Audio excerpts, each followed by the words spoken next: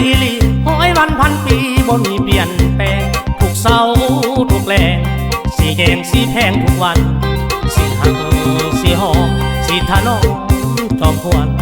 บ่ให้สิ่งใดมากวนแต่ต้องเนื้อนวลควรใจของตายแต่ต้องเนื้อนวลควรใจของชายเมียอ้ายแสนดีนักหนาเมียอ้ายแสนดีนักหนาหาเข้าป่านั้นมาถวายเข้าสวยเข้าบานแหล่งง่ายน้องเห็นประจำแต่เศร้าหอดคำบ่จมจากคำงามคำหน้ามนบ่จมจากคำงามคำหน้ามนสร้างมาดีเหลือล้นคนไอ้คนละนั่งป่าบ่ทอเมียไผดีซ้ำเมียคอยบ่คอยบ่คอยบ่คอยบ่ตีกระโดดแทนเมียขอฮักไม่เดียคือเมียของอ้ายฮักเมียหลายๆเด้อเจ้า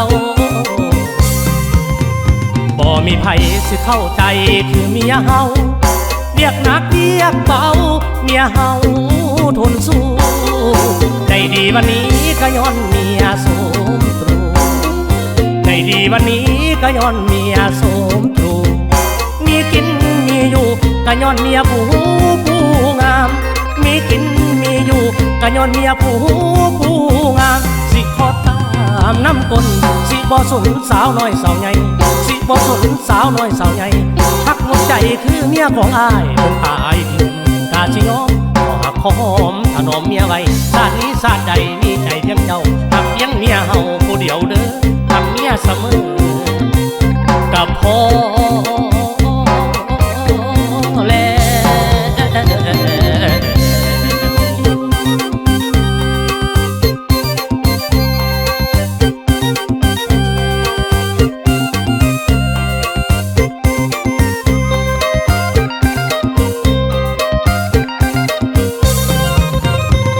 มีไผสิเข้าใจคือเมียเฮา